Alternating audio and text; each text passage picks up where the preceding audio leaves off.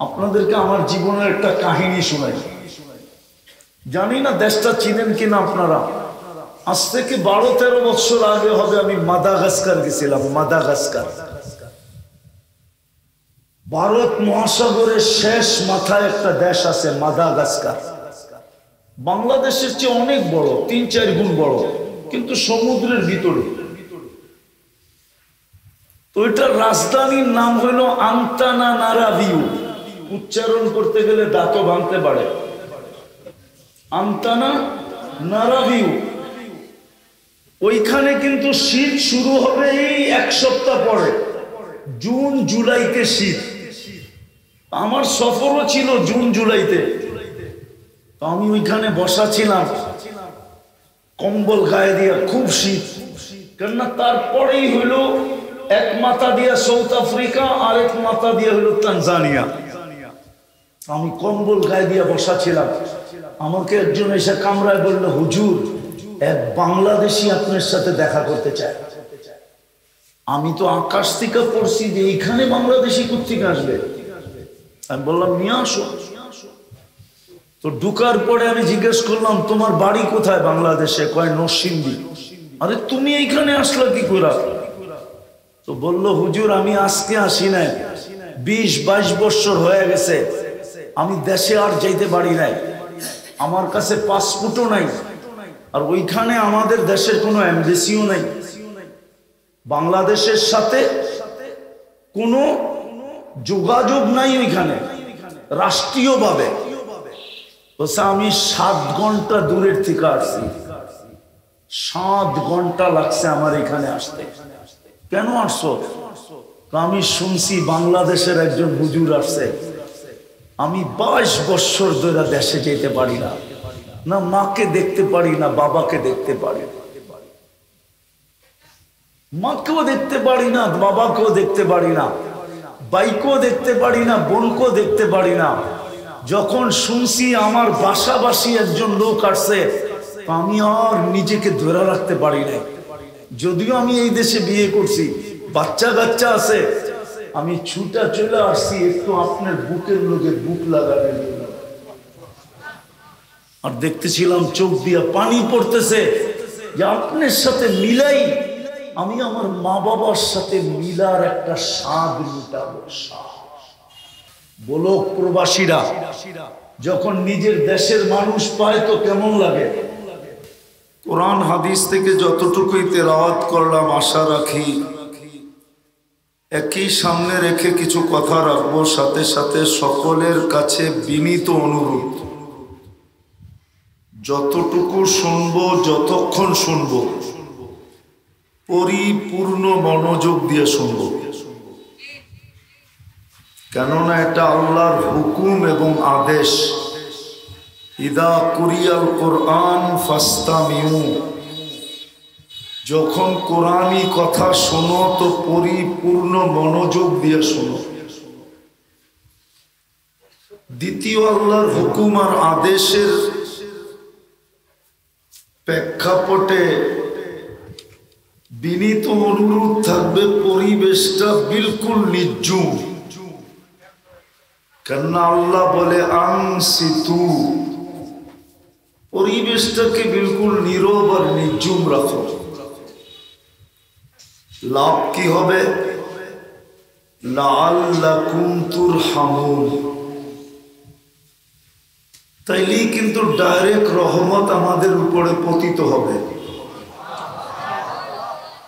আর সত্য এটাই, সত্য এটাই। রহমতের ছোঁয়া যদি না লাগলো, যেমন আমাদের লোহাগুলা সব লোহা হয়ে পড়ে আছে, কারণ পরশ পাথরের ছোঁয়া লাগে না। আর যদি আমাদের লোহাগুলাতে পরশ পাথরের ছোঁয়া লাগতো, তাইলে প্রবাদ বাক্য হিসাবে সমস্ত লোহাগুলাই শোনা হতো, ঠিক না? কি পরশ পাথরের ছোঁয়া লাগলে নাকি লোহা কি? আমাদের বাড়ির লোহাগুলা সব লোহা হয়ে পড়া আছে, ঠিক না? কারণ কি? পরশ পাথরের ছোঁয়া পায় না, ঠিক না? যদি পাইতো তাহলে সব সোনা হইতো, ঠিক না? ডেলি কেজি কেজি সোনা বাজারে নিয়ে বিক্রি করতে পারতাম, ঠিক না? ঠিক আল্লাহর রহমতের ছোঁয়া যদি না লাগে তাহলে আমাদের এই জীবনটাও সোনায় রূপান্তরিত হবে না।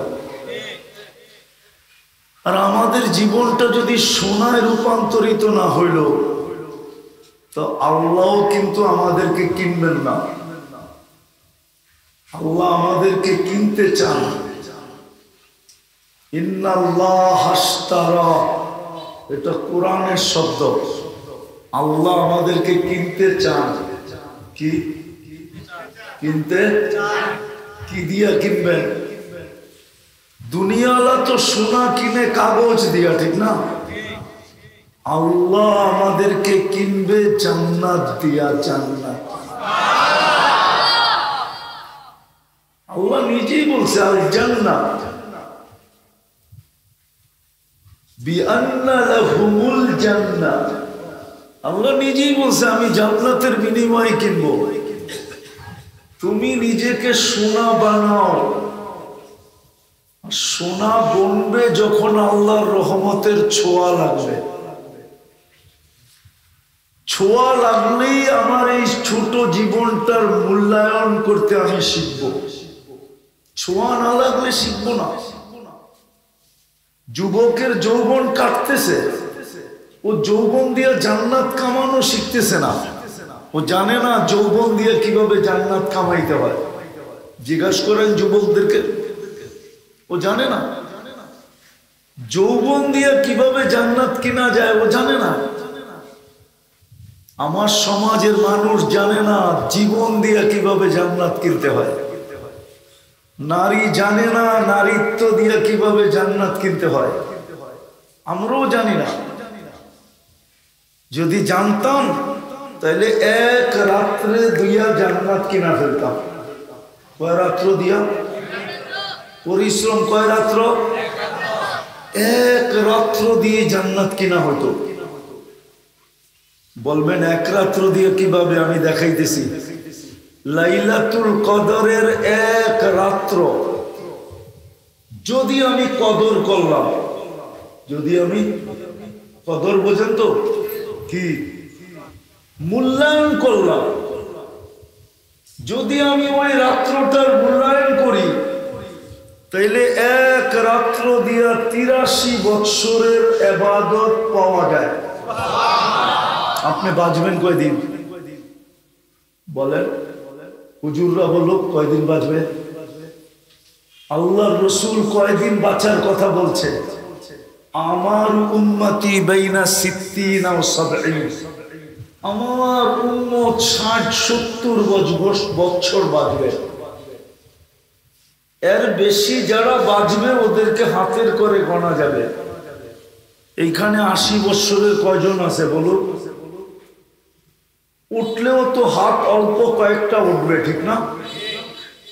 60-70 বছর বাঁচব। এক রাত্র 83 বছর। আপনি যদি 70 বছরও বাঁচেন আর দুনিয়ার থেকে চলে গেলেন, আল্লাহ যদি জিজ্ঞাসা করলো কতদিন ছিলাম, 70। হিসাব দাও, এক রাত্রই তো 83 বছর। 70 বাদ দিয়া দেন, তারপরও তো 13 বছরের পাওনা আমি। আপনি পাবেন কোত্থেকে? মনে হয় বুঝাইতে পারি না। 13 বছরের পাওনাদার তো আমি আপনার কাছে। আপনি কোত্থেকে পাবেন আমার কাছে? 70 বাদ দিল, ঠিক না? তাহলে এক রাত্র মূল্যায়ন করলেই জান্নাত হয়ে যেত, ঠিক না? বলেন এখানে কে আছে গত রমজানে গেছে 5 রাত্র আমি জায়গা কাটাইছি এই আশায় যে লাইলাতুল কদর যেন হাতের মুঠায় আসে? একজন বলুক এতেকাবকারী ছাড়া যে আমি 5 বেজর রাত্র সারা রাত্র অস্থিরতার ভিতরে কাটাইছি। 21, 23, 25, 27, 29 যে 5 রাত্র আমি অস্থিরতার ভিতরে কাটাইছি। যদি জিজ্ঞাসা করছে তুমি এত অস্থির কেন, বলছে আজকে রাত্রে লাইলাতুল কদর হইতে পারে, যদি না পাইলাম তো 83 হাত ছাড়া হইল, আর যদি পাইলাম তো 83 বৎসর হাত লাগলো। বলেন এই অস্থিরতা নিয়ে কজন কাটাইছি? বলুক এক যুবক, বলুক এক নারী। চলেন আরেকটা দেখাই। এই যে 29 তারিখ থেকে শুরু হবে জিলহজের 1 তারিখ, কোরআন তো বলে ওয়ালায়ালিন আশ ওয়াল ফজরি ওয়ালায়ালিন আশ, জিলহজের 10 রাত্র 10 লাইলাতুল কদর। কয় রাত্র? কয় রাত্র? বৎসরে রাত্র কয়টা? 365টা। আর জিলহজের রাত্র কয়টা? 10টা কি বেশি? 365টার সামনে 10টা কি বেশি? শুধু 10টা রাত্র। যে 10 রাত্রের মূল্যায়ন করবে, প্রত্যেক রাত্র লাইলাতুল কদরের সমান, 83 বৎসর সমতুল্য। প্রত্যেকটা রাত্রি 83 বৎসর সমতুল্য। হুজুর রাগব মনে হয় মানতে চাইতেছে না, ঠিক না? কি হুজুর মানতে চান না? তফসির উঠে দেখেন, নাহলে আল্লাহ কসম খাবে কেন 10 রাত্রে?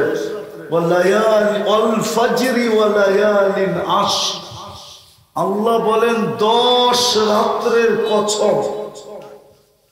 আল্লাহ 10 রাত্রের কসম খান কেন? বলছে এক একটা রাত্র লাইলাতুল কদরের সমান। কসম খামু না তো খামু না কেন? এক রাত্রেই তো জান্নাতের অধিকারী হইতে পারে, যদি কদর করলো, মূল্যায়ন করলো। আর এক একটা দিন, 10 রাত্র তো শুনলাম, এক একটা দিন 1 বৎসরের ইবাদতের সমান। রোজা 1 বৎসরের সমান। সারা দিনে যেই ইবাদত করবে ওটাই 1 বৎসরের সমান। 1 টাকা দিল মানে সে টানা 1 বৎসর 1 টাকা দিতে থাকলো, 1 বৎসরের সমান। এই জন্যই বলতেছিলাম যে সোনা যদি হই তাইলেই কিন্তু আল্লাহ জান্নাত দিয়া কিনবে। আর সোনা হওয়ার জন্য দরকার আল্লাহর রহমতের ছোঁয়া। আর যখনই রহমতের ছোঁয়া লাগবে তখনই আমি কদর করতে পারবো, মূল্যায়ন করতে পারবো, নাইলে জীবনটা কেটে যাবে। এটার গতি রোধ করা যাবে না, এটাকে পাওয়ার ব্যাংকে ভরে রাখা যাবে না, এটার গতি রোধ করা যাবে না। এটা নিজের গতিতে কাটতে থাকবে, নিজের গতিতে শেষ হইতে থাকবে। জীবন আমার হইলেও এটার গতির উপরে কন্ট্রোল আপনার আমার নাই। জীবন আমার, একটু ভালো মতে বোঝেন, এটার গতির উপরে কারো কন্ট্রোল নাই। দেহটা আমার, কিন্তু এটার কোনো অঙ্গের উপরে আমার কন্ট্রোল নাই। যদি থাকতো তাহলে চেয়ারম্যান সাহেবের দাড়ি কোনোদিন পাকতে দিত না। জিজ্ঞেস করে, এখনই তো বসা আছে, জিজ্ঞেস করে, দাড়ি কোনোদিন পাকতে দিতেন না, আর কোমরটাকেও কোনোদিন ঝুঁকতে দিতেন না। মনে হয় এখনো মাঝে মাঝে চেয়ারে বইয়া নামাজ পড়ে। জিজ্ঞেস করে, তাইলে কোনোদিন কোমর ঝুঁকতে দিতেন না, দাড়ি চুল কোনোদিন পাকতে দিতেন না, যুবক কোনোদিন বৃদ্ধ হতো না। দাঁত একবার পড়ছে আবার উঠছে, আরেকবার পড়বে আর কোনোদিন উঠবে না, এই অবস্থা কেউ হতে দিত না। বোঝা গেল দেহটা আমার হইলো, এটার কন্ট্রোল আমার হাতে না। যেমন জীবনটার কন্ট্রোল আমার হাতে না, এই দেহটার কন্ট্রোলও আমার হাতে না। এটা যিনি দিছেন ওনার হাতে কন্ট্রোল। জীবনটা যিনি দিছেন গতির কন্ট্রোল ওনার হাতে। বিদায় চলে যেতে হবে, আপনাকে আমাকে সোনা বানায় নিয়ে যেতে হবে, সোনা। হায় হায়, এই জন্যই তো সোনা বানানোর জন্যই তো দুইটা রত্ন দিছিলেন, দুটা পরশ পাথর দিছিলেন, দুটা পরশ পাথর। ছোঁয়া দিতে থাকো, সোনা হইতে থাকবে। দুটা পরশ পাথর আমাদেরকে দিছিলেন, দুটোটাই জন্মসূত্রে দিছিলেন। একটা হলো মুসলমানের ঘরে জন্মসূত্রে জন্ম, জন্মসূত্রে মুসলমানের ঘরে জন্ম, এটা ইসলাম পরশ পাথর। ওলামা একমত হবে যে নিজের জীবনে ইসলামের ছোঁয়া লাগাইছে, ও সোনা হবে, এতে কোনো সন্দেহ নেই। ও সোনা হবে, এতে কোনো, যদি সন্দেহ থাকতো তো আল্লাহ ঘোষণা দিতেন কেন, ওয়ালা তামুতুন্না ইল্লা ওয়া আনতুম মুসলিমুন। তুমি মরবে কিন্তু সোনা হইয়া মরো। সোনা কি কখন হব? ও বসে মুসলমান হইয়া মরো। মুসলমান হইয়া মরাই মানে তুমি সোনা হইয়া মরলে। মুসলমান ইসলাম এটা পরশ পাথর ছিল। দ্বিতীয় পরশ পাথর, এর চেয়ে দামি পরশ পাথর, সেটা হলো উম্মতে মুহাম্মাদি বানাইছেন। কি উম্মতে? এটা মনে হয় পরশ পাথর মানেন না, ঠিক না? হ্যাঁ মানেন? তাহলে আমি বুখারীর থেকে দেখাইতেছি, বুখারী শরীফ থেকে। যদি এটা পরশ পাথর না হইতো তাহলে ইমাম বুখারী কেন লিখতেন? উনি তো কবরের 3 প্রশ্নের পক্ষে না। ইমাম বুখারী রহমতুল্লাহ আলাইহি কবরের 3 প্রশ্নের পক্ষে না। শুধু উনি একা না, ইমাম মুসলিম উনিও কবরের 3 প্রশ্নের পক্ষে না। উনি বলেন কবরে একটা প্রশ্ন হবে। কয়টা? কয়টা?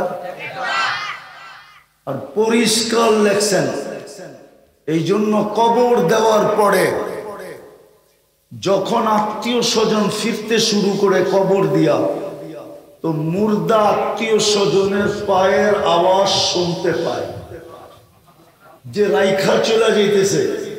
তখনই 2 ফেরেশতা আসে, আয়েশা বসায় জিজ্ঞাসা করে, মা কুনতা তাকুলু ফি হাদার রাজুলি মুহাম্মাদিন। বলো বলো বলো, মুহাম্মদ নামী ব্যক্তির, মুহাম্মদুর রাসূলুল্লাহ রঙে তুমি কতটুকু রঙিন ছিলা প্রমাণ করো, আদর্শে কতটুকু আদর্শবান ছিলা বলো।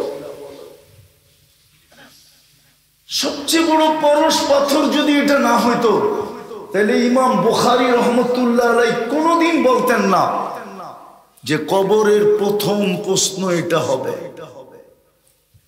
প্রথম প্রশ্নই জিজ্ঞাসা করবে ওনার রঙে কতটুকু রঙিন। যার উম্মত হওয়ার কারণে তোমার ভাগ্য খুলে গেল। 1 রাত্র 83 বৎসর, 1.25 লক্ষ নবী রসুলের ভিতর থেকে কারো কোন উম্মতের এই ভাগ্য নাই যে 1 রাত্র পরিশ্রম। কত বৎসর পরিশ্রম? কয় রাত্র? সজাগ থাকবে কয় রাত্র? ইবাদত করবে কয় রাত্র?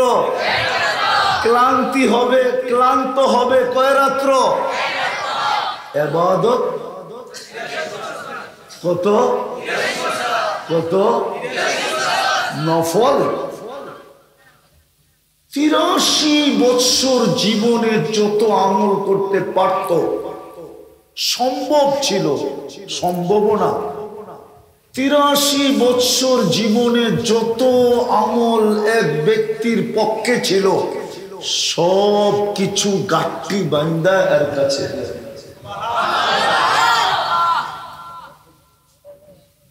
উম্মতে মুহাম্মদী হওয়ার কারণে এটা ছিল পরশ পাথর। কিন্তু আফসোস, ইসলাম কতটুকু ছোঁয়া লাগাইলাম ইসলামের ছোঁয়া যদি লাগাইতো তাহলে আমার সমাজের চিত্র এরকম হতো না, যুবকদের চুলের স্টাইল এরকম হতো না, কাপড় চোপড় এরকম হতো না, আমার সমাজের মা বোনদের চাল চলন এরকম হতো না, আমাদেরও জীবন এরকম হতো না। তাইলে আমরা আল্লাহর চোখে চোখেই থাকতাম। যদি ইসলামের ছোঁয়াই লাগতো তাহলে আল্লাহর চোখে চোখে আমরা থাকতাম। প্রমাণ দিতেছি আমি। ছোট বাচ্চাকে গ্রাম দেশে মা বাবা চোখে চোখে রাখে, ঠিক না? এখন তো পাওয়া যায় না, আগে পাওয়া যেত। চেয়ারম্যান সাহেব আমার লোকে একমত হবে, কোমরের ভিতরে ঘুংরু লাগায় দিত, ঘুংরু, যে দিক দিয়ে যাইতো বাঁচতে থাকতো। মার কান খাড়া থাকতো, যে পানির দিকে যাইতেছে না তো, পুষ্কুনিতে যাইতেছে না তো, খাল বিলে পড়তেছে না তো, রোডে গাডে নাইমা যাইতেছে না তো, সদা সর্বদা চোখে চোখে রাখতো। আমাদের গায়ে যদি ইসলামের ছোঁয়া থাকতো, রব্বে কাবার কসম, আল্লাহ আমাদেরকে চোখে চোখে রাখতেন। প্রমাণ দিতেছি, আওয়াজ না, প্রমাণ দিতেছি, চোখে চোখে রাখার প্রমাণ দিতেছি। এই জন্যই তো একজনের জন্য ফেরেশতা পাঠায়া দিছেন। চোখে চোখে না রাখলে একজনের জন্য ফেরেশতা কেন আসবে? আল্লাহ তো বলতে পারতেন তুই একা, তোর জন্য কেন ফেরেশতা পাঠাবো? 100 জন হইলে পাঠাইতাম, 1000 জন হইলে পাঠাইতাম, 1 লাখ হইলে পাঠাইতাম। তুই একা চিৎকার দিতেছ, তোর জন্য কেন ফেরেশতা পাঠাবো? কিন্তু না, একা চিৎকার দিতে দেরি, ফেরেশতা আসতে দেরি করে নাই। আল্লাহ যেন বলতে চাইতেছে আমার চোখের জিনিস একজন হোক তাতে কি আসে যায়, সাহায্য চাইতে দেরি, আমি ফেরেশতা পাঠাইতে দেরি করব না। আমি হাদিস থেকে দিতেছি, যদি বোঝেন হন্নার মানুষ তাইলে বুঝবেন। সাহাবিয়ে রসুল ডাকাতের হাতে পড়ে গেছে, ডাকাত বলছে তোর মালও নিব, তোকেও জব করব। বলছে কোনো অসুবিধা নাই, শুধু আমাকে 2 রাকাত নামাজ পড়তে দাও। বলছে পড়ানে। তো সেজদায় যায় যখন চিৎকার দিছে ইয়া মুগিস আগিসনি, প্রথম চিৎকারে সমস্ত আকাশের ভিতরে ফেরেশতাদের ছুটাছুটি শুরু হয়ে গেছে। আর ফেরেশতা চিৎকার দিতেছিল আল্লাহ বিপদগ্রস্তের আওয়াজ, হুকুম দিতে দেরি, আমরা ঝাঁপায়া পড়তে দেরি করব না। তো চতুর্থ আকাশ থেকে আল্লাহ একজনকে নির্বাচিত করছে। দ্বিতীয়বার যখন আওয়াজ দিছে ইয়া মুগিস আগিসনি কইরা, তো 4 আকাশ সে অতিক্রম করে ফেলছে।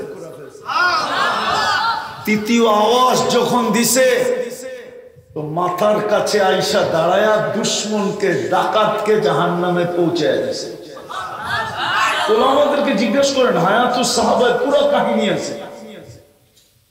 যখন সালাম ফিরায়া 2 রাকাতের পরে সালাম ফিরায়া তাকাইছে তো সুদর্শন যুবক মুস্কি মুস্কি হাসতেছিল, চেহারা দিয়ে যেন চাঁদের চেয়েও বেশি আলো ছিটকায় পড়তেছিল, আর হাতে খোলা তরবারি ছিল। জিজ্ঞাসা করছে তুমি কে? বলছে আশ্চর্যের বিষয় তো। হাসি দিয়া জিজ্ঞাসা করছে আশ্চর্যের বিষয় তো, তুমি ডাইকা আনলা, তুমি জিজ্ঞাসা করতেছো তুমি কে? তুমি তো আমাকে ডাইকা আনলা। বলছে কোত্থেকে তোমাকে ডাইকা আনলাম? কেন সেজদায় তুমি বলো না ইয়া মুগিস আমিসনি? তোমার দ্বিতীয় ডাকে তো আমি চতুর্থ আকাশ থেকে চতুর্থ আকাশ ক্রস করছি তোমার দ্বিতীয় ডাকে। তৃতীয় ডাকে তো আমি তোমার পাশে এসে দুশ্মনকে জাহান্নামে পৌঁছায় দিছি। বলছে এই বিশেষত্ব কি আমার?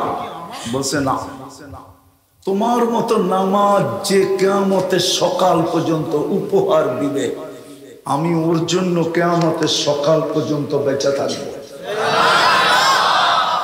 রব্বে কাবার কসম, ইসলামের পরশ পাথরের যতদিন ছোঁয়া লাগতেছিল আর আমরা মূল্যায়ন করতেছিলাম, ততদিন আমরা আল্লাহর চোখে চোখে ছিলাম। আজকে 60 লক্ষ ফিলিস্তিনি, মনে হয় চোখে আর ওদের পানি নাই। আর কত কাঁদবে? 18টা মাস কাঁদতে কাঁদতে আমার তো মনে হয় এখন আর চোখে পানি নাই। মনে হয় 2 দিন পরে রক্ত বাহির হবে। 60 লক্ষ ফিলিস্তিনি, অথচ যারা বন্ধুর ভাষায় কথা বলে। বন্ধুর কি? আপনাদেরকে আমার জীবনের একটা কাহিনী শোনাই। জানি না দেশটা চিনেন কিনা আপনারা। আজ থেকে 12-13 বছর আগে হবে, আমি মাদাগাস্কার গেছিলাম। মাদাগাস্কার ভারত মহাসাগরের শেষ মাথায় একটা দেশ আছে, মাদাগাস্কার। বাংলাদেশের চেয়ে অনেক বড়, 3-4 গুণ বড়, কিন্তু সমুদ্রের ভিতরে। তো এটার রাজধানীর নাম হলো আন্তানানারাভিউ। উচ্চারণ করতে গেলে দাঁতও ভাঙতে পারে। আন্তানানারাভিউ। ওইখানে কিন্তু শীত শুরু হবে এই 1 সপ্তাহ পরে, জুন জুলাইতে শীত। আমার সফরও ছিল জুন জুলাইতে। তো আমি ওইখানে বসা ছিলাম, কম্বল গায়ে দিয়া, খুব শীত। কেননা তারপরেই হইলো এক মাথা দিয়া সাউথ আফ্রিকা, আরেক মাথা দিয়া হইলো তানজানিয়া। আমি কম্বল গায়ে দিয়া বসা ছিলাম। আমাকে একজন এসে কামরায় বলল, হুজুর এক বাংলাদেশি আপনার সাথে দেখা করতে চায়। আমি তো আকাশ থেকে পড়ছি যে এইখানে বাংলাদেশি কোত্থেকে আসবে। আমি বললাম নিয়ে আসো। তো ঢুকার পরে আমি জিজ্ঞেস করলাম, তোমার বাড়ি কোথায় বাংলাদেশে? কয় নরসিংদী। আরে তুমি এইখানে আসলা কি করে? তো বলল, হুজুর আমি আজকে আসি নাই, 20-22 বছর হয়ে গেছে।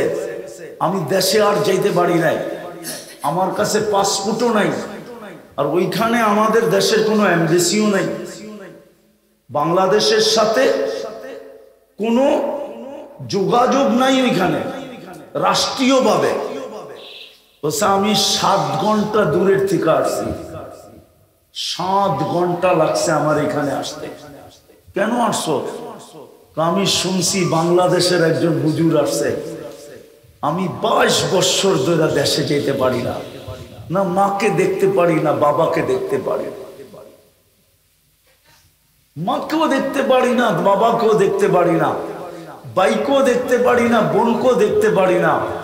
যখন শুনছি আমার বাসাবাসী একজন লোক আসছে, আমি আর নিজেকে ধরে রাখতে পারি নাই। যদিও আমি এই দেশে বিয়ে করছি, বাচ্চা কাচ্চা আছে, আমি ছুটা চলে আসছি একটু আপনার বুকের লোকে বুক লাগানোর জন্য।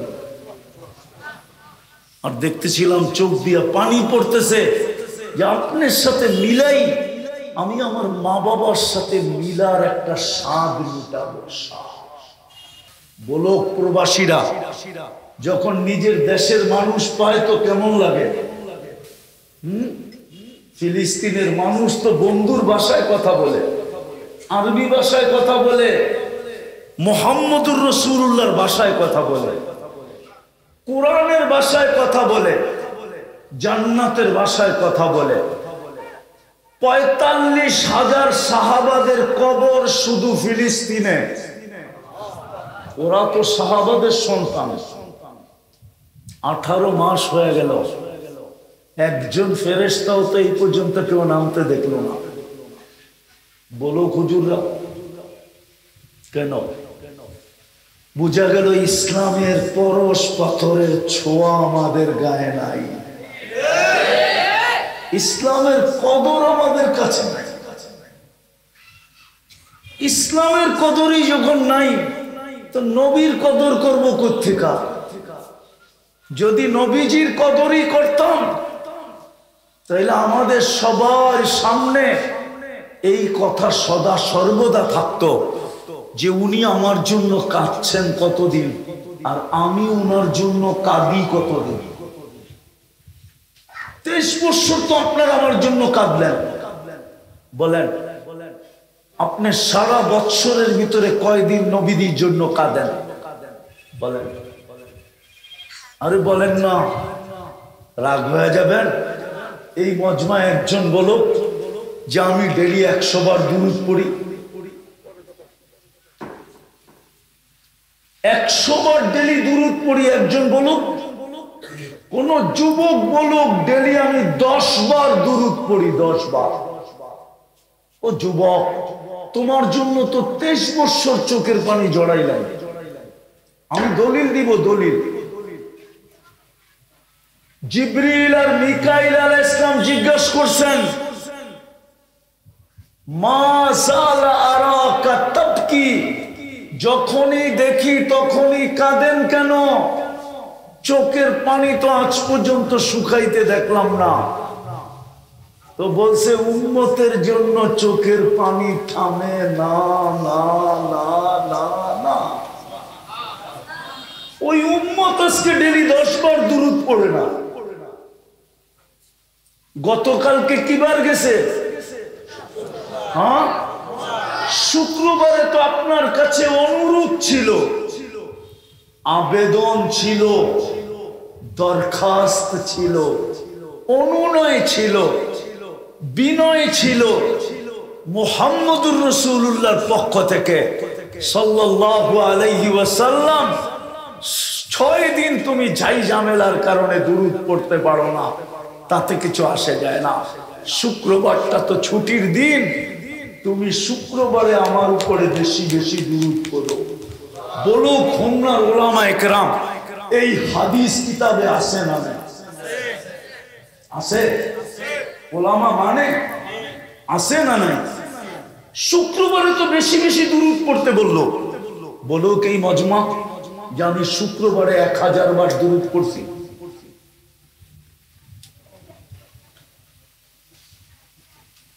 এক 1000 বার দুরূদ পড়ছি। বলুক তোলাবারা 500 বার পড়ছে। এখানে মাদ্রাসার ছেলে আছে, ওরা হাত উঠায় বলুক যে আমরা 500 বার পড়ছি। কেউ তো পড়ি নাই।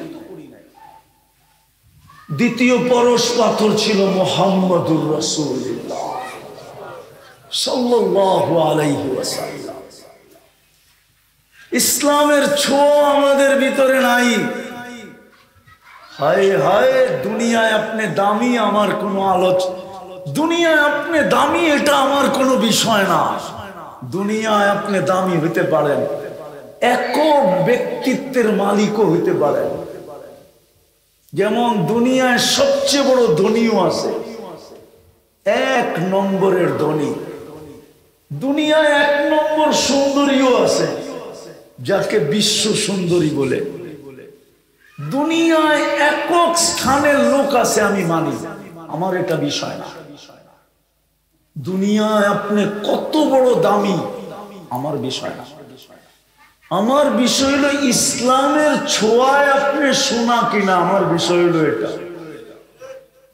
নবীর আদর্শের ছোঁয়ায় আপনি আর আমি শোনা কিনা। যতক্ষণ পর্যন্ত রহমতের ছোঁয়া না লাগবে, তো আমি আমাকে মূল্যায়ন করতে শিখবো না। আর যদি মূল্যায়ন না করলাম, কদর না করলাম, তাহলে পরশ পাথর থাকবে। যেমন আজকে আমরা জন্মসূত্রে মুসলমানের ঘরে, পরশ পাথর কিন্তু আমাদের হাতের ছোঁয়ায়। চলেন আমার জীবনের একটা কাহিনী আপনাদেরকে শোনাই। আমি ক্যামেরুন গেছি 6 বার। কয়বার? ওয়ার্ল্ড কাপ ফুটবল খেলে ক্যামেরুনের টিমও আছে। আমি ওই দেশে 6 বার গেছি, 6 বার। ওই দেশে একটা এলাকা আছে 250 কিলোমিটারের জঙ্গল, ওইখানে সব দেড়াইতা লোক বাস করে। কি জন্মগতভাবেই এতটুকু। ওরা বাস করে এরকম, মার পেটের থেকে যেই পোশাকে আসে ওই পোশাকই কবরে যায়। যেই কাপড় পরে ওটাকে কাপড় পরা বলে না। দীর্ঘদিন ধরে ক্যামেরুন ফ্রান্সের কলোনি। ফ্রান্স যদিও এখন স্বাধীন, কিন্তু এক সময় ফ্রান্সের কলোনি ছিল, ফ্রান্স শাসন করত। এখনো ইন টোটাল স্বাধীন হইল সব ফ্রান্সের হাতে। তো ফ্রান্স ওদেরকে সভ্য বানাইতে চাইতেছেন এখনো, কিন্তু ওদেরকে কোনোদিন সভ্য বানাইতে পারে না। কেন? ওরা জমিনে বাস করে না, ওরা জঙ্গলে মাচান বানায় থাকে। মাচান, মাচান চিনেন কি? টং বানায় থাকে, টং। ওদেরকে সারাদিন সভ্য বানানোর জন্য বড় বড় প্রজেক্টরে দেখায় যে কেমনে সভ্য হইতে হবে। তোরা সন্ধ্যা হইলে প্রজেক্টর কাইটা কুইটা ওদের সাথে ছোট ছোট এরকম দাও থাকে ধারালো, তার মার কাইটা কুইটা সব ছিপটি স্নান করে আবার চলে যায়। ফ্রান্স কালকে আবার এটাকে ঠিক করে লাগায়। লাস্ট বার যখন আমি গেছি ক্যামেরুনে, তো আমাদের ইজতেমা ছিল 150 লোকের মতো, ওই দাঁড়াইতা। এখন চেয়ারম্যান সাহেবকে প্রশ্ন করব, দাঁড়াইতা মানুষ জুব্বা পরা, আবার দাড়িও, আবার মাথায় পাগড়িও, আবার উঠছে লম্বা একটা মেসোয়া করে। কেমন দেখা যায়? আর একটু ভাবেন না, দাড়ি, জুব্বা, পাগড়ি, আবার জবের ভিতরে কি মেসোয়া। আবার যখন হাঁটে তো সবগুলো একসাথে লাইন ধরে হাঁটে। তো ফ্রান্সিসি সাংবাদিক আমার ইন্টারভিউ নিছিল, জানি না ওটা জীবনে কোনোদিনও ছাড়বে কিনা। আমাকে জিজ্ঞাসা করতেছে, বৎসরের পর বৎসর, শত শত বৎসর হলো আমরা একটাকেও সভ্য বানাইতে পারলাম না, তোরা এগুলাকে সভ্য বানাইলি কি করে? এই যে 150 লাইন ধরে হাঁটতেছে। আমি বলতেছিলাম, শোনো, আমাদের কাছে একটা পরশ পাথর আছে, পরশ পাথর। ও বলে পরশ পাথর আবার কি? আমি ওরে বুঝাইলাম, যেটা ছোঁয়া লাগলে লোহা সোনা হয়ে যায়। ও বলে এরকম কোন পাথরই দুনিয়াতে নেই, থাকলে তো কোনো না কোনো মিউজিয়ামে থাকতো। বিজ্ঞান মঙ্গলে যাইতে পারে, তো এরকম পাথর নিয়ে আসতো বাহির করে। আমি বললাম, পাথর নাই এটা আমিও জানি, কিন্তু এটা আমাদের দেশের প্রবাদ বাক্য। তুই 2 মিনিটের জন্য মাইনা নে, এরকম একটা পাথর আছে, তো মাইনা নিলাম। আমি বলে, আমাদের কাছে একটা পরশ পাথর আছে, যেটার ছোঁয়া লাগলে অসভ্য সভ্য হয়ে যায়। বলছে, সেই পাথরটা কি? আমি বললাম, সেটা হলো লা ইলাহা ইল্লাল্লাহ মুহাম্মাদুর রাসূলুল্লাহ। এই পাথরের ছোঁয়া যার গায়ে লাগে, হায় হায় হায় হায় হায় হায়, কল্লা আনতে গেলেও কল্লা দিয়ে আসে। ওমর রাদিয়াল্লাহু তাআলা আনতে গেছিলেন না, জান্নাত নিয়ে আসছেন না দিয়ে আসছেন? আরে নিয়ে আসছেন না দিয়ে আসছেন? সাহাবিয়ে রাসূল বলতেছে, ইয়া রাসূলুল্লাহ, ইসলামের পূর্বে আমার কাছে আপনার চেয়ে বড় দুশমন কেউ ছিল না, আর ইসলাম গ্রহণ করতে দেরি আপনার চেয়ে, আমার জানের চেয়েও, দুনিয়ার সমস্ত কিছুর চেয়ে আপনার চেয়ে প্রিয় আমার কাছে কেউ নাই। ছুটুটা হাতে দিবেন তো বলছে, কেন? কয়, গায়ে মালিশ করব, চেহারায় লাগাবো, যেন জান্নাতে যাওয়ার পরেও সুঘ্রাণের দরকার না হয়। কেননা আপনার থুতুতে তো এর চেয়ে বেশি সুঘ্রাণ, জান্নাতে আর কতটুকু সুঘ্রাণ, মুস্কার আম্বরে কতটুকু সুঘ্রাণ, আল্লাহর রাসূলের থুতুতে তো এর চেয়ে বেশি সুঘ্রাণ ছিল। বিশ্বাস হয় না? হ্যাঁ বলবো, যখন পেটে ছিলেন, পেটে আম্মা জানের শরীর দিয়ে সুঘ্রাণ বাহির হতো। আর পেটে আসতে দেরি, আম্মাজান বিধবা হইতে দেরি করেন নাই। তো নিয়ম ছিল, আজকেও নিয়ম, বিধবা সুঘ্রাণ লাগাইতে পারবে না কমসে কম কি কতদিন, 4 মাস 10 দিন সুঘ্রাণ লাগাইতে পারবে না। কিন্তু আমেনার শরীর দিয়ে সুঘ্রাণ বাহির হইতেছে। শুধু সুঘ্রাণ না, যেদিক দিয়ে হাইটা যায় ওই দিক দিয়ে পুরো ওয়েদার সুঘ্রাণ। মক্কায় কানাঘুষা চলতেছে। আব্দুল মুত্তালিবের পুত্রবধূ বিধবা, কিন্তু এরকম সুঘ্রাণ লাগায় মক্কার কোনো দোকানে পাওয়া যায় না। যেদিক দিয়ে যায় ওই দিক দিয়ে সুঘ্রাণ আর সুঘ্রাণ, সারাটা এলাকা মোহিত করা যায়। Abu Taleb, Abdul Muttalib direct জিজ্ঞাসা করতেছে না, স্ত্রীকে ঢাইকা বলতেছে তোর পুত্রবধূকে জিজ্ঞাসা কর। নাক কান কিন্তু মক্কায় কাটা গেল। কেন? সুঘ্রাণ ওর গাড় থেকে। ওই সুঘ্রাণ পাইল কোত্থেকে আর লাগায় কি করা? ওনা বিধবা। তাই স্ত্রী বলতেছে আমিও তো সুঘ্রাণ পাই।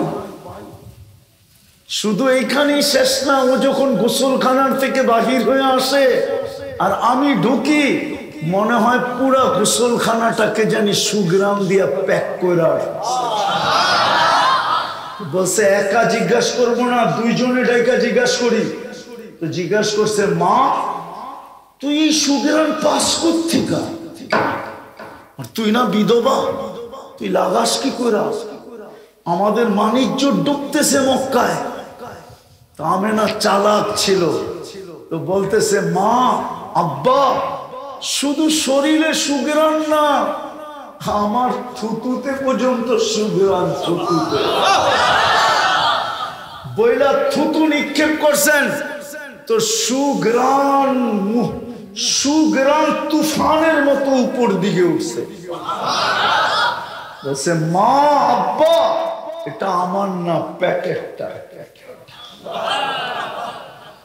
পেটে থাকলে যদি আমেনার শরীর দিয়ে সুঘ্রাণ বাহির হইতে পারে, তাইলে ওই রসুলের আদর্শে ছোঁয়া লাগলে কেমন সুঘ্রাণ বাহির হবে? ও হোমনার মানুষ বলেন না। এই জন্যই তো আনাস রাদিয়াল্লাহু তাআলা আনহু, আনাস ইবনে মালিক জুমার দিন শুধু বসরায় যাইতেন। আর যখন বসরায় ঢুকতেন তো সারা বসরাবাসী জানতো যে আনাস ঢুকে গেছে। বলতেন কি করে জানতো? মাইকের যুগ তো ছিল না, মাইকিং করতো কে? বলে মাইকিং করতে হইতো না। আনাস যখন বসরার গেট দিয়ে ঢুকতো তো সুঘ্রাণে পুরা বসরার ওয়েদার মোহিত হইতো। সবাই একদিন জিজ্ঞাসা করছে আনাস এই সুঘ্রাণ কই পাও? তুমি ঢুকতে দেরি, আমরা খবর পাইতে দেরি হয় না।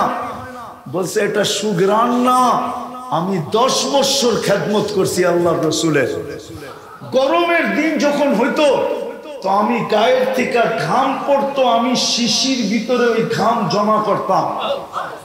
এখন জুমার দিন ওই ঘাম আমি শরীরে লাগাই আসি, যে ঘামের থেকে এই সুঘ্রাণ করায় পুরো বসরার ভিতরে ছড়াইতে থাকে।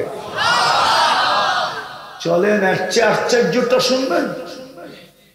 আসেম রহমতুল্লাহ আলাইহি মদিনা মুনাওয়ারার ইমাম ছিলেন, তাবেঈ উলামা চিনে আসেম রহমতুল্লাহ আলাইহি।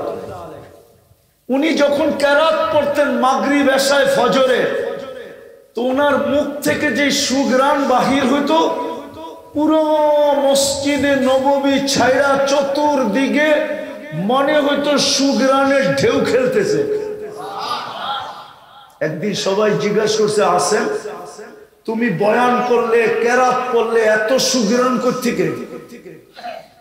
খাও কি তুমি? আস্তে আস্তে বলছিলেন, বলে কিচ্ছু খাই না, সুঘ্রাণ লাগাই না। শুনবে কাহিনী। এক রাত্রে আল্লাহর রসুল স্বপ্নে আসছিলেন আবু বকর আর ওমর রাদিয়াল্লাহু তাআলা আনহুমাকে নিয়া, আর বলছিলেন আসেম তোমার কেরাত বড় সুন্দর, একটু পড়া শোনাও না।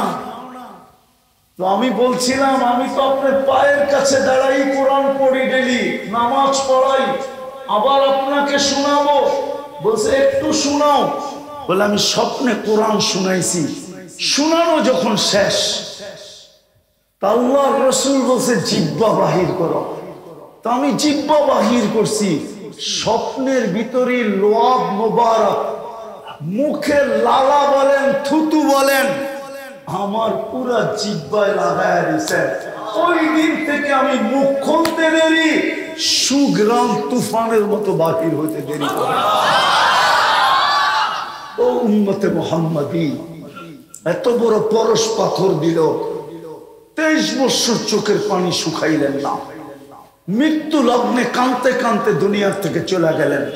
আর ওই কান্না আমাদের জন্যই ছিল। এখনো কবরে কাঁদতেছেন আমাদের জন্য। জানি না হুন্নার মানুষের দিল ভিতরে দিল আছে না পাথর আছে। আবুল সামরকান্দি রহমতুল্লাহ আলাইহি লেখছেন, কবর থেকে কিয়ামতের দিন যখন উঠবেন, ওয়াহুয়া ইয়াবকি ওয়া ইয়াকুল, কাঁদতে কাঁদতে উঠবেন আর বলতে বলতে উঠবেন, জিবরিল আমার উম্মত কোথায়? ময়দান তো চতুর্দিকেই খালি, আমার উম্মত কোথায়? যে কবর থেকে কাঁদতে কাঁদতে উঠবেন আমাদের জন্য, যে কিয়ামতের মাঠে শুধু দৌড়াবেন, চিৎকার দিবেন উম্মতের জন্য। আমি শেষ জায়গায় চলে আসছি উম্মতের জন্য চিৎকার দিবেন। আজকে তো আমি আমার সমাজ বলতেছি, আমার সমাজে একটা পদ পাওয়ার জন্য মানুষ জান দিতে রাজি, নিতে রাজি, চাই সেটা ইউনিয়ন পরিষদের চেয়ারও। রাগ হয় না, বুঝানোর জন্য বলতেছি। আমি তো দেখতেছি আমার সমাজে জন্মলগ্ন থেকে দেখতেছি ইউনিয়ন পরিষদের একটা চেয়ার পাওয়ার জন্য মরতে রাজি, মারতে রাজি। হ্যাঁ, বাচ্চাকে এতিম করতে রাজি, স্ত্রীকে বিধবা করতে রাজি, রক্তের পণ্যা পাওয়া দিতে রাজি, নিজের তাজা রক্ত ঢাইলা দিতে রাজি। অথচ কিয়ামতের দিন তো আপনার আমার নবী মাকামে মাহমুদ পাবে। কুরআনও তো বলে ফাতাহাজ্জাত বিহি নাফিলাতাল লাক আসা আইয়াবআসাকা রাব্বুকা মাকামান মাহমুদা। আযানের পরেও তো আপনারা বলেন আতিহি মাকামান মাহমুদা, ওই মাকামে মাহমুদের মতো চেয়ার পাবেন। উলামা প্রমাণ করুক আল্লাহর রাসূল 1 সেকেন্ডের জন্য বসবেন? বসবেন তো না। আল্লাহ বলবে কেন বসবেন না? বলছে 3 জায়গায় যে দৌড়াবে ও বসবে কি করে? আমি তো 3 জায়গায় উম্মতের জন্য ছুটবো। হাউজে কাউসারে ছুটবো পিপাসিত উম্মতকে নিজের হাতে পানি পান করানোর জন্য। মিজানে ছুটবো, পাল্লা না ঝুঁকলে হাত উঠায় ঝুঁকায় দিব। পুলসেরাতে ছুটবো, পার না হইতে পারলে দুরুদের কাঠি মাথায় দিয়ে পার করায়। আমি তো উম্মতের কান্ডারি হয়ে দৌড়াইতে থাকবো। দুনিয়া বলবে নাফসি নাফসি, আমি বলবো উম্মতি উম্মতি উম্মতি উম্মতি। আমি ওই দিন হাসানকেও ভুলা যাব, হুসাইনকেও ভুলা যাব, আলীকেও ভুলা যাব, ফাতেমাকেও ভুলা যাব, আমার ফ্যামিলিও ভুলা যাব, আমার চাচাকেও ভুলা যাব, আমার দাদাকেও ভুলা যাব, আমার মাকেও ভুলা যাব, আমার বাবাকেও ভুলা যাব। কিন্তু আমার মুখে একটা শব্দ থাকবে, রব্বি উম্মতি উম্মতি উম্মতি উম্মতি উম্মতি। আসেন শেষ কথায় চলে আসছি, তওবা করি, নাইলে চোখের থেকে পড়ে গেছি তো পড়ে গেছি। 60 লক্ষ যেরকম আজকে চোখের থেকে পড়ে গেছে, হতে পারে 250 কোটিও চোখের থেকে পড়া যাবে। আমরা 18 কোটিও চোখের থেকে পড়া যাব। ফেরেশতা আসবে না আমাদের জন্য। আমি তো বলি গাজার একটা করিডোর আছে মিশরের ভিতর দিয়া, আপনার তো একটা করিডোর আছে বঙ্গোপসাগর দিয়া। রাগ হয় না, যুবকদের পায়ে হাত রাখি।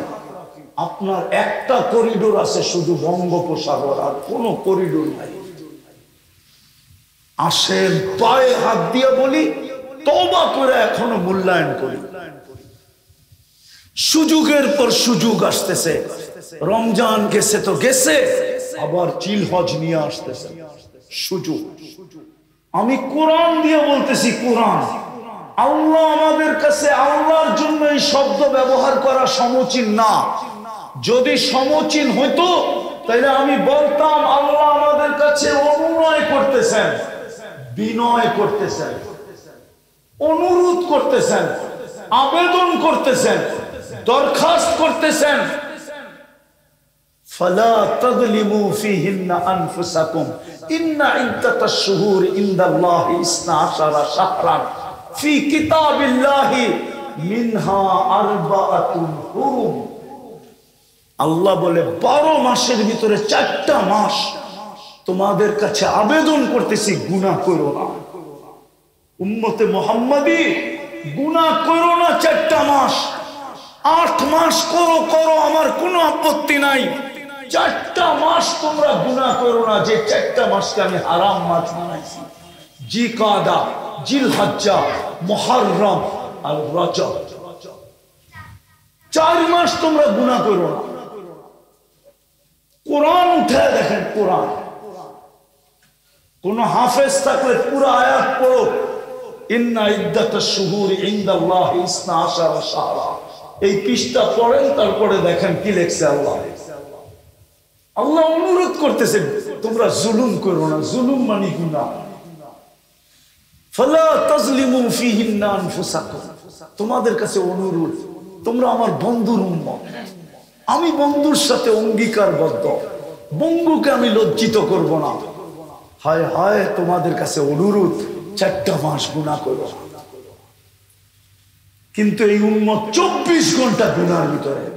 আল্লাহ ডাকে, তারপরও আসে না। শুধু একটা কাজই যদি করতো তাইলেও তো 1-এর ভিতরে 100 ছিল। এক কাজের দ্বারা 24 ঘন্টার গুনাহ ধূলিসাৎ হয়ে যেত যদি একটা কাজ করত। যদি 5 ওয়াক্ত শুধু নামাজ পড়তো, যেটা ডাক, আল্লাহ ডাকে। কে ডাকে? কে ডাকে? অন্যার মানুষ কে ডাকে? শুধু আল্লাহ ডাকে, সাথে সাথে তো রহমানও ডাকে, রহিমও ডাকে, মালিকও ডাকে, কুদ্দুসও ডাকে, সালামও ডাকে, মুমিনও ডাকে, মুহাইমিনও ডাকে, আজিজও ডাকে, জব্বারও ডাকে, মুতাকাব্বিরুল খালিকুল বারিউল মুসাব্বিরুল গফফারুল কাহ্হার ওয়াহাবুর রাজ্জাকুল ফাত্তাহুল আলিমুল কাবিদুল বাসিতুল খাফিদুর রাফিউল মুইজ্জুল মুদিল্লুস সামিউল বাসীরুল হাকামুল আদলুল লতীফুল খবীরুল হালিমুল আযীমুল গফুরুশ শাকুরুল আলিয়ুল কবীরুল হাফিজুল মুকিতুল হাসিবুল জলিলুল করিমুর রকিবুল মুজিবুল ওয়াসি আল হাকিমুল ওয়াদুদুল মজিদুল বাঈসুশ শাহীদুল হকুল ওয়াকিলুল কবিয়ুল মতিনুল ওয়ালিয়ুল হামিদুল মুসি আল মুবদি আল মুঈদ আল মুকি আল মুমিত আল হাইয়্যু আল কাইয়্যুম আল ওয়াজিদ আল মাজিদ আল ওয়াহিদ আল আহাদ আল সামাদ আল কাদির আল মুক্তাদির আল মুকদ্দম আল মুআক্খার আল আউয়াল ওয়াল আখির আল যাহির ওয়াল বাতিন আল ওয়ালি আল মুতাওয়ালি আল বাররুত তাওয়াবুল মুনতাকিম আল আফু আর রাউফ মালিক আল মুলক যাল জালালি ওয়াল ইকরাম আল মুকসিত ওয়াল জামি ওয়াল গনি ওয়াল মুগনি আল মানি আল দার আল নাফি আল নূর আল হাদি আল বদি ওয়াল বাকি আল ওয়ারিস ওয়াল রশিদ আস সাবুর জল্লে জালালু 99 পদের মালিক আল্লাহ ডাকে। তারপরও 90% মসজিদে আসেন। আপনি চোখে চোখে থাকেন কি করে? আপনার জন্য ফেরেশতা আসে কি করে? আপনার দোয়া কবুল হয় কি করে? তারপরও তো 24 ঘন্টা সার্ভিস দিতেছেন, সেবা দিতেছেন, বিনা পয়সায় দিতেছেন। হোমনার মানুষ যদি শুধু অক্সিজেন কিনতে হইতো, পানির দামে 30 টাকা লিটার যদি অক্সিজেন কিনতে হইতো, এই প্রত্যেককে ডেলি 16,500 টাকা অক্সিজেনের বিল দিতে হতো। আমরা ডেলি 550 লিটার অক্সিজেন নেই পার হেড। প্রত্যেক ব্যক্তি, নারী পুরুষ, এমনকি বাচ্চা বৃদ্ধ, সবাই আমরা ডেলি 550 লিটার অক্সিজেন নেই। 30 দিয়া গুণ দিয়া দেখেন কয় টাকা বিল হয়। তারপরও তো 24 ঘন্টা আমাদেরকে। হোমনার মানুষ বেশি দূরে যেতে হবে না, হোমনার পরেই বাঞ্ছারামপুর, ঠিক না? বাংলাদেশের প্রথম সারির শিল্পপতি যমুনা গ্রুপের মালিক করুণা লগ্নে বলছিলেন, আমাকে স্বাভাবিক শ্বাস নিতে দাও। ও ডাক্তাররা, আমি তোমাদের নামে আমার এন্টার যমুনা কোম্পানি লেখা দিব। স্বাভাবিক শ্বাসের যদি এই দাম হয়, বলো যুবক, তুমি ডেলি কতবার এই স্বাভাবিক শ্বাস নাও? ও তো বলছিল আমাকে একটু স্বাভাবিক শ্বাস নিতে দাও, এন্টার কোম্পানি লেখা দিব, পেপারে আছে, মিডিয়া এখনো লেখা আছে, এখনো মুছে না ওইটা মিডিয়ার থেকে। দৈনিক পত্রিকায় 2020-এ উঠছে। সে চিৎকার দিয়া বলছিল, আমাকে একটু স্বাভাবিক শ্বাস নিতে দে, আমি এন্টার কোম্পানি তোকে লেখা দিব। বলেন, আপনাকে সেবা ডেলি কে দেয়? ওই আল্লাহ ডেলি 5 বার ডাকে, 90% আসে, তারপরও তো সেবা দিয়া যেতেছে।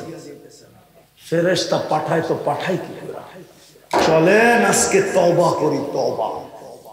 প্রদীপ কার কখন নিভা যাবে জানি না। আজকেও হোমনায় সূর্য ডুবতে ডুবতে বলতে বলতে ডুবছে, চিৎকার দিতে দিতে ডুবছে, যদিও আমাদের কানে আওয়াজ আসে না। সূর্য বলতে বলতে ডুবছে, লান আউদ ফি হায়াতিকা আবাদা। হোমনার মানুষ হইতে পারে আর কোনদিন তুমি আমাকে কাল সকালে উঠতে দেখবে না, না না না। রাতের ভিতরেই তুমি মাটির পেটে চলে যাবে।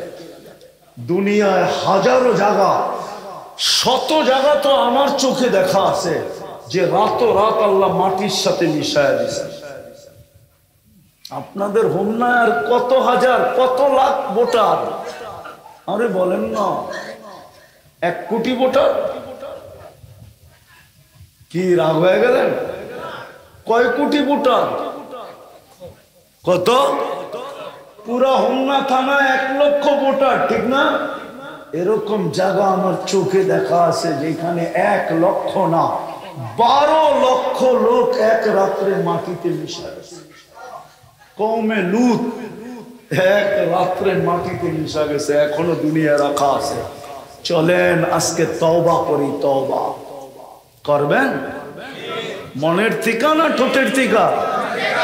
কে কে তওবা করবেন? মাথার উপরে সামিয়ানা নাই কিন্তু মনের থিকা পাক্কা সত্য? তাইলে আল্লাহকে বইলা দেন, আল্লাহ তওবা করলাম। নামান এতটুক যদি মনের থেকে বইলা থাকতে পারেন, রব্বে মুহাম্মাদের কসম, রব্বে কাবার কসম, আল্লাহর কসম, আপনার অতীত মাফ। আজকের থেকে চলেন ইসলামের পরশ পাথরকে ছোঁয়া। ইসলাম পরশ পাথর, এটার ছোঁয়া নিজের জীবনে লাগাই। উম্মতে মুহাম্মদী হওয়া এটা পরশ পাথর, এটার ছোঁয়া নিজের জীবনে লাগাই। কিছুই যদি না পারি, তাহলে আজকের থেকে অঙ্গীকার করেন যে নামাজ কোনোদিন ছাড়ব না। ওয়াদা পাক্কা? নামান। আর এই যে সামনে 10টা দিন আসতেছে, হোমনার মানুষ, শ্রীপুরের মানুষ, শ্রীপুর না এটা, শ্রীপুরের মানুষ 10টা দিন মূল্যায়ন করেন। 10টা রাত্র, 10টা রাত্র জিলহজের 10টা রাত্র, 10টা দিন। যুবক, তুমি কি পারবে না যে 10 দিন আমি কোনো গুনাহ করব না? প্রয়োজনীয় নেট ছাড়া একটা হইলো আমি মেসেজ দেখলাম। দিন আমরা যেরকম নেটের ভিতরে ঢুকা পড়া থাকি, ইন্টারনেটে ঢুকা পড়া থাকি, কি থাকো না? হ্যাঁ, পারবা না 10টা দিন যে আমি ইন্টারনেটের ভিতরে 10 দিন ঢুকবো, কিন্তু শুধু কোনো প্রয়োজনীয় মেসেজ দেখার জন্য, যে আমাকে কেউ মেসেজ দিল কিনা, আমাকে কেউ তালাশ করে কিনা, আমার কোনো প্রয়োজনীয় কাগজ আসলো কিনা। এছাড়া আমি এতদিন যে আজে বাজে জিনিসকে দেখতাম, কমসে কম আমি 10টা দিন দেখবো না। পারবা না? শুধু ইনশাআল্লাহ শেষ? পাক্কা?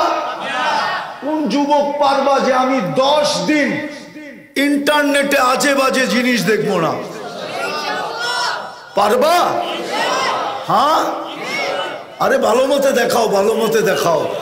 আল্লাহ আপনি দেখা রাখেন। নামাও, আমি আল্লাহকে সাক্ষী বানাইলাম, নাইলে ভয় পাইতেছি আমার দেশটা যেন এরকম না হয়ে যায়, আমার দেশটা যেন এরকম না হয়ে যায় যে বিপদ আসলো আর আল্লাহ সাহায্য করলো না। কিন্তু আমি বিশ্বাস করি আমার দেশ এরকম হবে না। আরে জোরে বলেন না, আমার দেশ এরকম হবে, আমার দেশ এরকম হবে না। দরকার নাই আওয়াজ যাবে আমার ওই পর্যন্ত, যদি আস্তে আস্তে মনোযোগ দিয়ে শোনেন। আমার দেশ এরকম হবে না, না না না না। কারণ কি জানেন? কারণ এই দেশের মাটির ভিতরে একটা আধ্যাত্মিক শক্তি লুকায়িত আছে, যেটা এই দেশের মানুষও জানে না। এই দেশের মাটির নিচে একটা আধ্যাত্মিক শক্তি লুকানো আছে। কি আছে? আরে আধ্যাত্মিক শক্তি বুঝেন? এই দেশের মাটির নিচে একটা আধ্যাত্মিক শক্তি লুকানো আছে। শুধু একটু টাচ দিয়া যাইতেছি, পুরাটা খোলার সময় নাই। এক আধ্যাত্মিক শক্তি লুকানো আছে এই মাটির নিচে। এই মাটিতে ইসলাম যুদ্ধের দ্বারা আসে নাই, এই মাটিতে ইসলাম ওই সময় আসছে যেই সময় আল্লাহর রসুল হিজরত করেন নাই। ইতিহাস এটাই বলে ওই সময় এই দেশে ইসলাম আসছে 4 সাহাবীর মাধ্যমে। আবু ওয়াক্কাস, ওহাব ইবনে মালিক, কাসেম ইবনে হুযাইফা, উরওয়া ইবনে সাসা, এই 4 সাহাবীর মাধ্যমে বাংলাদেশে ইসলাম আসছে। এইখান থেকে 2 জন চীনে গেছেন, যেই 2 জনের কবর এখনো চীনে চিহ্নিত। আবু ওয়াক্কাস, ওহাব ইবনে মালিক, আর 2 জনের কবর এখনো এই মাটির নিচে লুকায়িত আছে, যেটাকে আমি আধ্যাত্মিক শক্তি বললাম।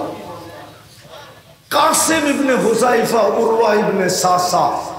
বিদায় এই মাটির বৈশিষ্ট্য হলো এই মাটি নিয়ে যে খেলবে, মাটি একদিন না একদিন ওকে কিক মারবেই মারবে। কি মারবে? কিক বোঝেন? কিক কি? লাথি মারবে, লাথি। ওকে আউট করবেই করবে। হয়তো বোল্ড আউট করবে, বোল্ড, নাইলে ক্যাচ আউট করবে, নাইলে রান আউট করবে, আর না হইলে সর্বশেষ আউট, ছক্কা মাইরা বাউন্ডারির বাহিরে করে দিবে। এটা হলো এই মাটির বৈশিষ্ট্য। এই জন্য আমার বিশ্বাস এই মাটি নিয়ে কোনো পরাশক্তি খেলেও পার পাবে না। এটা আমি 103টা দেশ ঘুরা বলতেছি, 103টা দেশ দেখা শেষ আমার। ওই অভিজ্ঞতার আলোকে আমি বলতেছি এই দেশের মাটির নিচে একটা আধ্যাত্মিক শক্তি আছে। এই দেশে কোনোদিন বিপর্যয় হবে না, না। আরে বলেন না, না না, ইনশাআল্লাহ না। আল্লাহ আমাদেরকে আমল করার তৌফিক দান করেন। ওমা আলাইনা ইল্লাল বালা।